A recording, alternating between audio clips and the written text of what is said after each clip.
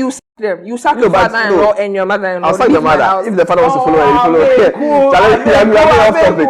Listen, you are going off topic. It's you are like, Abeku's like, what he say, he can't do it. Abeku, you are like. One thing about me. I'm listening.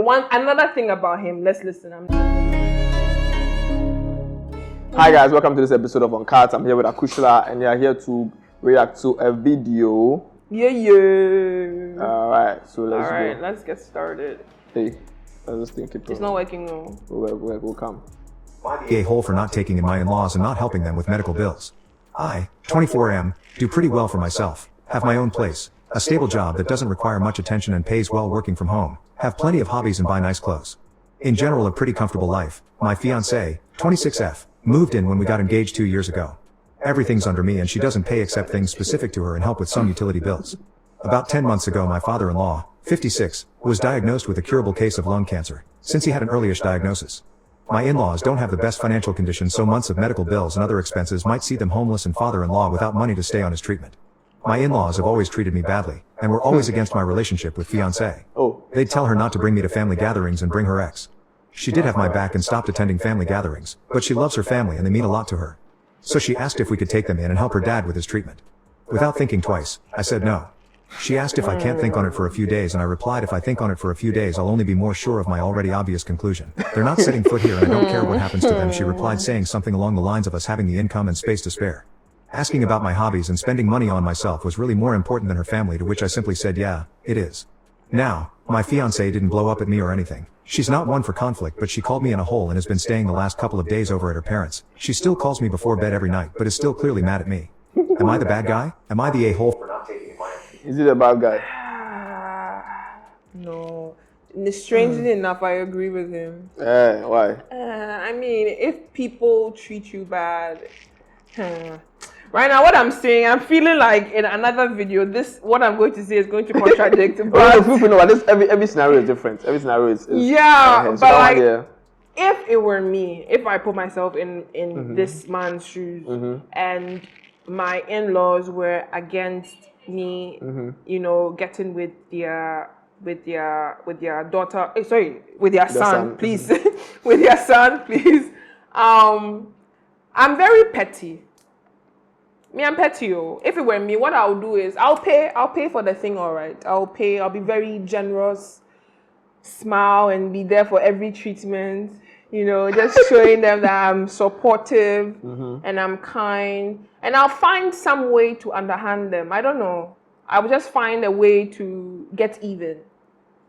But this is your chance to get even by not paying. No, but like, he will die. What if he dies? And if he dies, then my fiancé will blame me for him dying. So I want to make sure that they are okay, they are healthy and everything. And I'll find some other way to underhand them. But even that in this case, I still agree with the guy though, regardless of the fact that regardless of what this situation is, I don't think his parents-in-law treated him well, and I don't think their behavior warrants him a good treatment of them. I don't think so. What do you think? So first of all, he's not an asshole, but he should temper justice with men. I knew you already said it. I knew it. What was the phrase? I knew you used this on me. No, but you said it there. I know. Is it justice with men, whatever it is? Yeah. This is going to be your future in-laws, okay? I mean, Charlie, he has the money. You should just pay the bills, you know, sort them out. Or, you know, they'll do that. They'll realize that, oh, Charlie, we didn't treat you well as a son-in-law or a son. And we are sorry, so I mean, let's reconcile. And Charlie, things will get better from there. You know, another thing that also drew my attention, and why sometimes living in Ghana, it sucks, because we don't get a good head start. The guy got engaged at 22. At 24, he has a good salary. He has enough money for his hobbies. He buys nice clothes. At 24, at 24, I didn't have any of this. So it's like, it's so good when you live in a developed country where things work, so you can plan, and the plans that you make, you can actually see it to fruition, and you can actually marry, because you're... So are you saying I'm not married because you don't have money? No, that's you. No, when I say that. Okay, please. So no, I'm asking you first. Are you saying because you don't have money, you are not married? No, that's not what I'm saying. No, but like if I had money, it would definitely contribute towards me getting settled. So if let's say you had $1 million right now, would you get married? But I don't have. Let's assume the scenario I'm giving you have $1 million right now. Would you get married? Right now? Yeah. No. Why? I'm not ready. You're not ready for what? What do you mean you're not ready? I don't know. I just think marriage is a lifetime commitment. I'm not ready to make that commitment. Why? I don't know. I just feel like it's so much responsibility. You are responsible for another person's. Why you both say that? No, you're not necessarily. But you are. Not necessarily. You see, that's a bad notion to have before you get into marriage. You are responsible not for the person, but responsible for, like, how do I even put this? What are you responsible for? You are responsible for the person's happiness.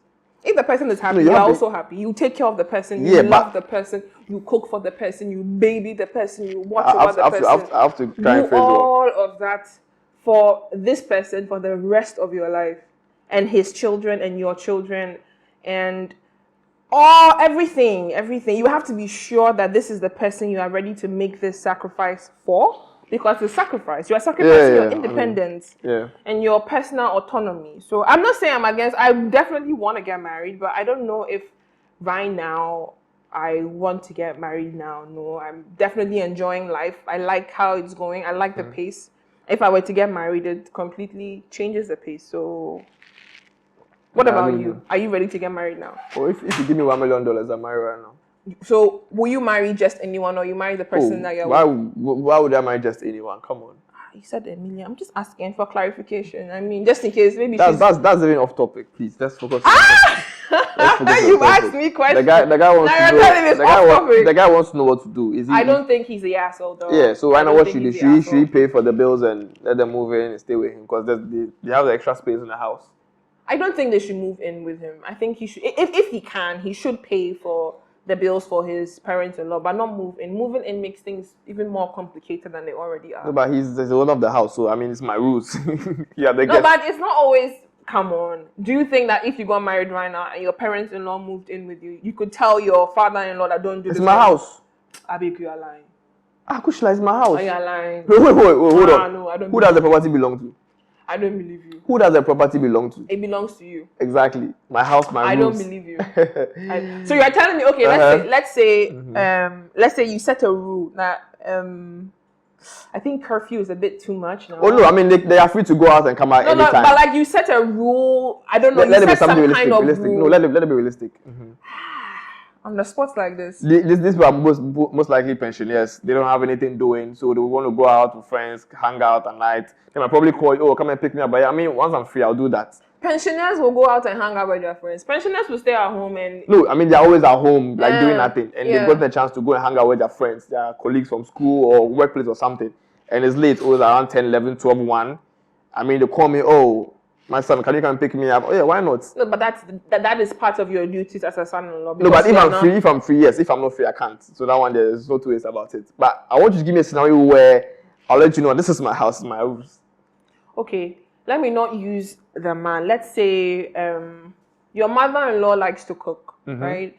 And she sees herself as she prides herself being a really good cook. So ever since she moved into your house, she's always been cooking.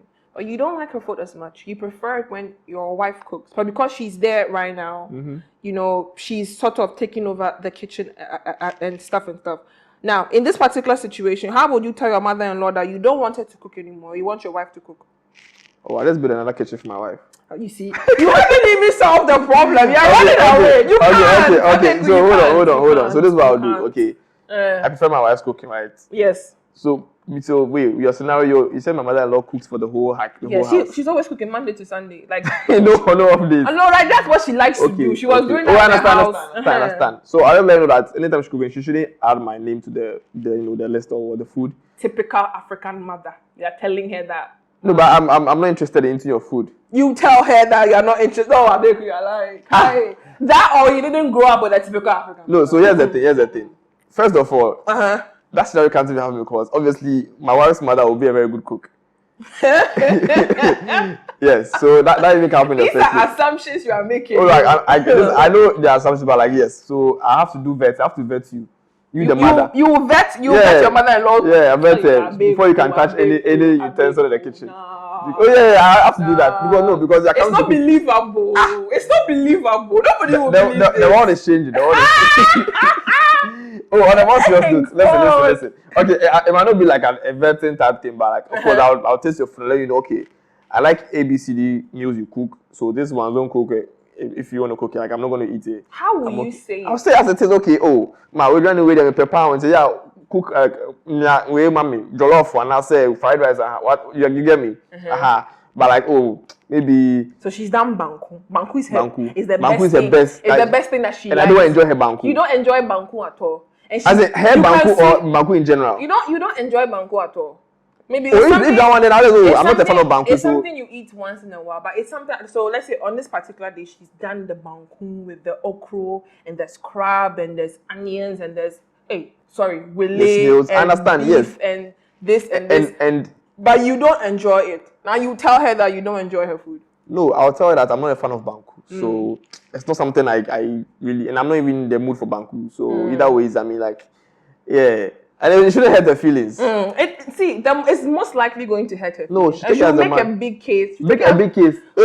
She'll tell her husband. Her husband will now come and tell their daughter, and they'll start putting ideas in their daughter's head about how you are not a good person because you don't appreciate that. That's how these things work. So because I'm not a fan of this particular food, I'm a bad person. Yes. Then you leave my house. So you sack them. You sack your father-in-law and your mother-in-law. I'll sack the mother. If the father wants to follow, you follow. We are going off topic. Because you are like, Abeku is like, what he say, he can't do it. Abeku, you are like. One thing about me. I'm listening. Another thing about him. Let's listen. I'm listening. Don't dare me. I shouldn't dare you. Yeah, I'm the kind that... I'll be in your life in the indefinite future. I'll be monitoring you. I'm telling you. Oh no, but see, the way I am, okay, I'll find, of course, I'm a nice person. I won't say to hurt your feelings. Oh ma, when you say, but I know way there. Yeah, I mean, shall I did this and say, yeah, man, you be man, why? So don't worry about this one. They're cooking for me, so she understand. She'll get offended. Okay, come on. If you say so. She'll get offended. If you say so. But I think when you're living with older people, especially your older in-laws, it's difficult to like tell them what to do when you want. It's difficult because of, okay, I understand what you're saying. It's difficult, but there's a way around it. There's a way around it. Okay, so just have to figure out the way around it. But with regards to this guy, I think you should let him move into the house. No, don't move into the house. That's terrible.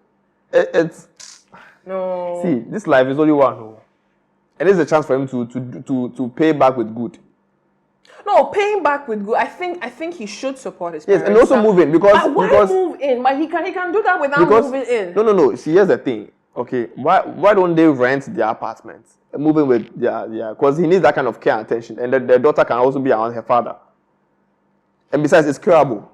So when he's recovered, he can go back. Me, in my experience, when you allow family members to come and stay for, let's say, a month, no, but it's your house. 1 month turns to 6 months. I understand. Yes, it might turn into a very long period of time. The person is still in your house. But you can always let them understand that, look, I'm doing this for this period of time. So I expect that when things get better or when you're fine, you should be moving back to your place. Let the understanding be there. Okay. If possible, if you want to sign documents, I don't think it's but yes, exactly. Yeah. But let them understand. And you see, it's how you go about it, how you approach it, how you tell them. Let them know, like, look, I'm not joking about this. You don't want to come back and your stuff is after the house. You don't want that situation. Okay, I'm doing this out of humanitarian, reasons. Besides, you're my father-in-law. You don't like me, that's fine. But I'm doing this because of my wife, or my fiancée, or your daughter. Let them understand. But come on, there's no point in he being... No. I think your scenario would work better in a Western country, but in Ghana, if this guy it wouldn't work. It work everywhere, trust me. Okay, we'll find out from the audience or the viewers. They will let us know and also, if you have a personal story like this, you can share it. Yeah. Probably you didn't use the right approach. You didn't, express yourself in the way that they will understand that, okay, this is what I'm trying to say. Because I feel like this thing, no matter where you are in the world, it will still work. It's not about you being in the Western world or you being in wherever. Okay. Let's move on to the next story. What's this one? Am I the bad guy for throwing my sister and her son out of my house? I, 35M, am a single father to 3 boys, 10M, 7M and 3M. Their mother died last year due to ovarian cancer. Oh. My sister divorced 6 months ago and temporarily moved in with me and the boys. She has a son, 9M, who mostly stays with us. My nephew and my 10-year-old got along fine apart from some teasing from both sides. A few weeks ago my 10-year-old started telling me that his cousin was bullying him and being mean to him. I talked to my sister multiple times to talk to her son. We talked to the boys together and things got better. Yesterday was my 3-year-old's birthday, so my whole family was here and my wife's family as well. It was extremely emotional for everyone, since it was the first birthday after my wife's passing. The older boys started fighting and I asked them to behave. My son crying told me his cousin teased him about him not having a mom. Oh, I choked up and asked my nephew if it was true, and he said yes. I figured I'd have a proper talk with him and my sister after the party, so I told him what he said was bad and can't be repeated. I comforted my son and we went back. Before we cut the cake, my sister came yelling at me, saying I had no business disciplining her child. I told her to drop it and we'll talk later. Instead, she said besides, he's right, kids need a mom.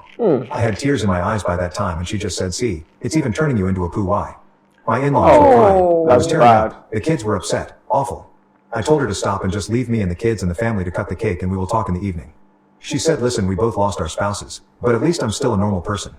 After the party, I told her she has 2 days to pack and go. Yeah, leave. She's begging me not to throw her out, because they'll be homeless. Yeah, you're not the bad guy. You're not the bad guy. You should leave. Oh, but how can his sister be this insensitive? This mean. She just Oh leave. my God. Yeah. 2 days cry is even too much. That day now, I'm throwing out of the house. I'm throwing out of the house. 2 days. Oh no, she's out. Yeah. She's out. Yeah, 2 days, Charlie, 2 days. It's even too much. Oh my God. Oh Shout out to Reddit bedtime stories, yeah. You guys are always giving us amazing stories to react Oh no, on. she's out. She's so out. Like the actual fuck. Are you serious? Charlie, you're not the household, yeah. You're not the household. Oh yeah. no, She needs to go out, like out. Cause like, come on, this guy.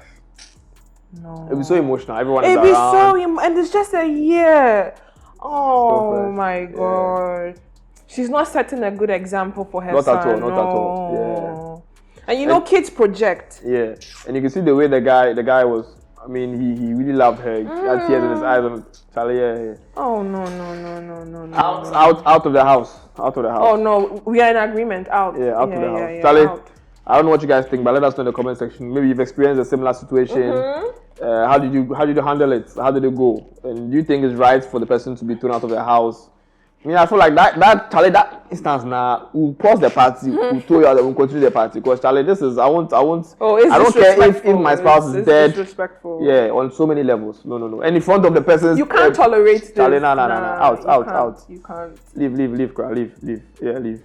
Because I don't know. See, just leave. I think there's nothing you can say. Once we are in agreement, Charlie. Which is rare, actually. Yeah. Very rare. All right, Charlie. All right, so that's been it. Thanks for watching. Don't forget to comment, like, and subscribe, and drop something in the comment section. We love you. Bye.